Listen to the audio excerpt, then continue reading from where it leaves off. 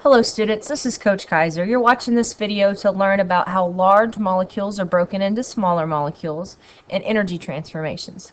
By the end of this video, you should understand the importance of organic molecules, be able to illustrate and describe the breakdown of large molecules such as carbohydrates, and how they're broken down into smaller molecules like sugars, explain the law of conservation, and also be able to identify some energy transformations that happen within organisms. So we are going to start off with a video. Now, it's alright that you don't understand the entire video. It's just more or less, it just shows you some big ideas and it gives you some mental pictures of what I'm going to talk about after the video. You could call digestion a disassembly work. Your body takes whatever morsel of food you give it, breaks it down, wrings out all the nutrients it can, and discards the waste. It's an amazing example of chemistry in action, and it happens 24/7. Our body relies on three major types of food: carbohydrates, or carbs, fats, and proteins. During digestion, these three types of food are broken down by the same type of chemical reaction, called hydrolysis. Hydrolysis is the breakdown of a compound when it reacts with water. Let's see how each type of food is broken down. Carbohydrates are found in vegetables, fruits, dairy products, bread, and candy. They're polymers, or molecules built from repeating units called monomers. You can think of a polymer as a chain, and monomers as the individual links. Sugars, starches, and cellulose are carbohydrates. Sugar molecules are the simplest type of carbohydrates. These sugars can be made of one or two units, otherwise known as monosaccharides or disaccharides.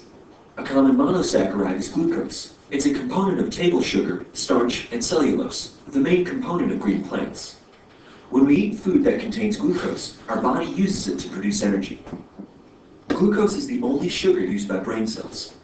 Eating the right kind of carbohydrates provides the glucose that helps our brains work properly. But that doesn't mean you should gobble up tons of soda and candy. You'll get a quick boost, but then your body releases insulin to vacuum up this flood of simple sugars for later use. Soon enough, less glucose is available to your brain, making you unable to focus. A common disaccharide is table sugar, or sucrose. It's made of the combination of a glucose molecule and a fructose molecule through a type of chemical reaction called condensation polymerization. This is the opposite of hydrolysis because a water molecule is released instead of being used in the reaction. During digestion, sucrose is broken down through hydrolysis. Complex carbohydrates are found in fruits and vegetables, whole grains, bread, pasta, and dairy products. Starch is an example of a complex carbohydrate. It's commonly found in potatoes, corn, and rice. Starch consists of thousands of individual glucose molecules bonded together. Breakdown of starch starts moments after you take your first bite of food, thanks to an enzyme called alpha amylase found in your spit. Let's talk about enzymes for a second. Enzymes help speed up chemical reactions and play an important role in digestion. One of the reactions they speed up is hydrolysis. This helps break down large molecules too big to pass through the intestinal wall into the blood. Enzymes help disassemble big molecules such as carbs, proteins, and fats into smaller ones that are easily absorbed into the bloodstream. The simple sugars that come from carbs, the amino acids that come from proteins, and the fatty acids that come from fats. Which brings us to the second main food type, fats. Fats are triesters composed of carbon, hydrogen, and oxygen atoms. A triester is produced through the chemical reaction of three fatty acid molecules with glycerol, a molecule that contains three hydroxyl groups. When fats are broken down, these fatty acid chains and glycerol are free for the body to use.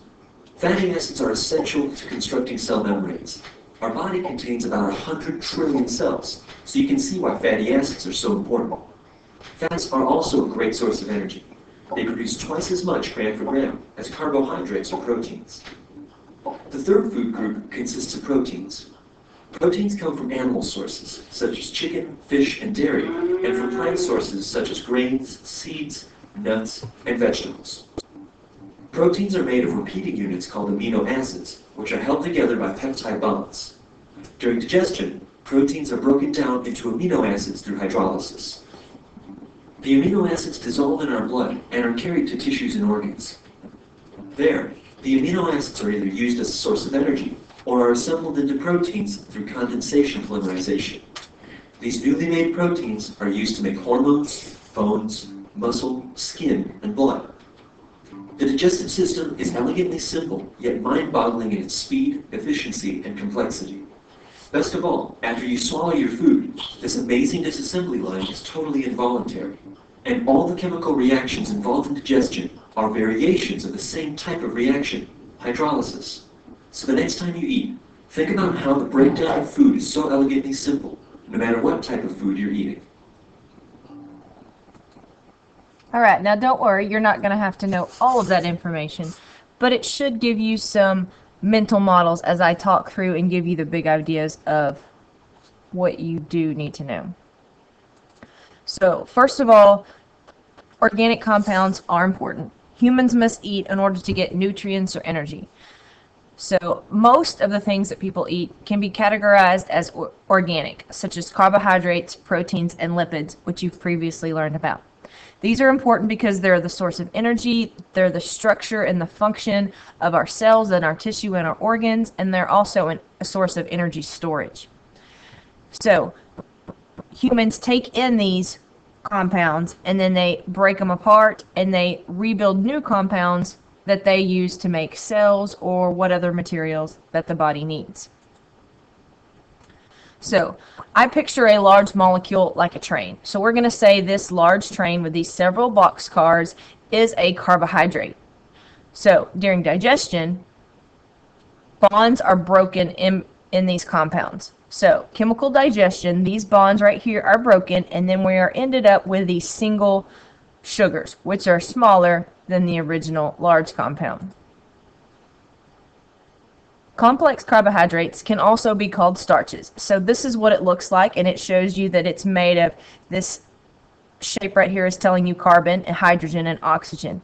Now notice there are several of these linked together, so this entire thing is just one complex carbohydrate.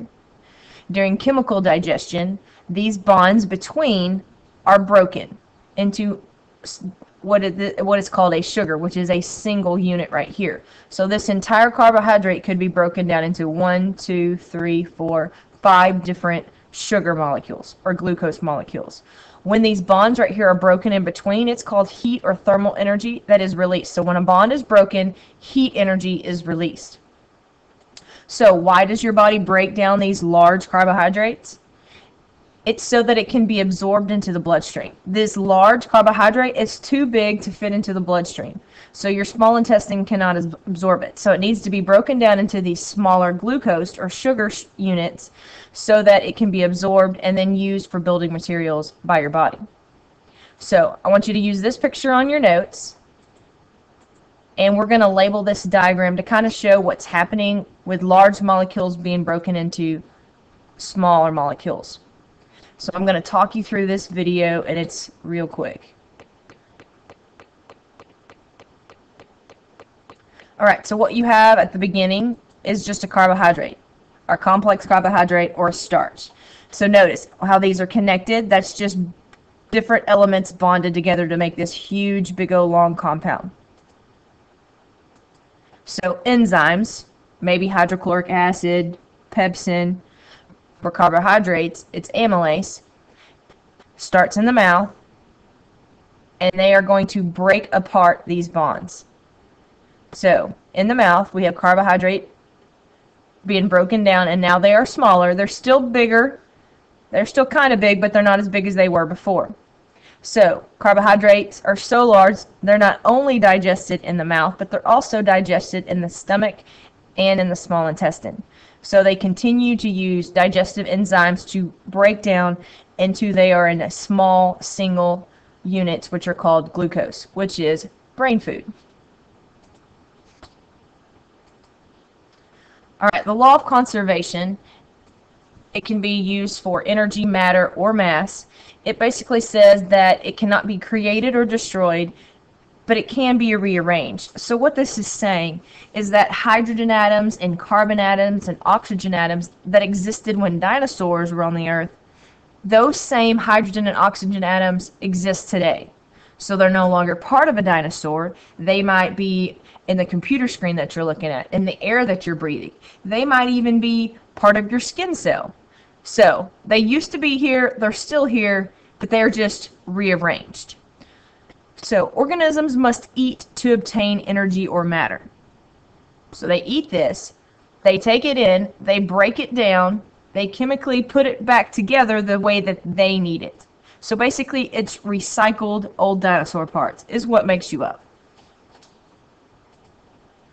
Okay, energy transformations that happen in organisms. So it all starts with the sun. The sun gives off radiant, sometimes called light or solar energy. Just about all the energy found on Earth originated from the sun. Plants are important here because they take in radiant or solar energy and they transform it into chemical energy. This is the process of photosynthesis. Why is this important to you? Because you couldn't live without a plant. Because you cannot take in radiant energy from the sun. You must eat your energy. So you eat it. When you eat food, you either eat plants or you eat another animal who stole chemical energy from a plant. So basically you're still getting it from a plant. So it's chemical energy. When you heat it and you break the bonds down, then thermal or heat energy is released. So this is what's happening during digestion. You take in chemical food energy, and as the bonds are broken during digestion, heat or thermal energy is released. We store some of this energy that we eat in our fat, and that is still called chemical energy. Anytime we use that energy to move, it's called mechanical energy. When we move, it's mechanical energy. Sometimes when we move, there's also heat or thermal energy released. So this is just some of the energy transformations that happen in organisms. So if you have any questions about this video, write them down and we'll talk about it in class next time I see you. Have a good night.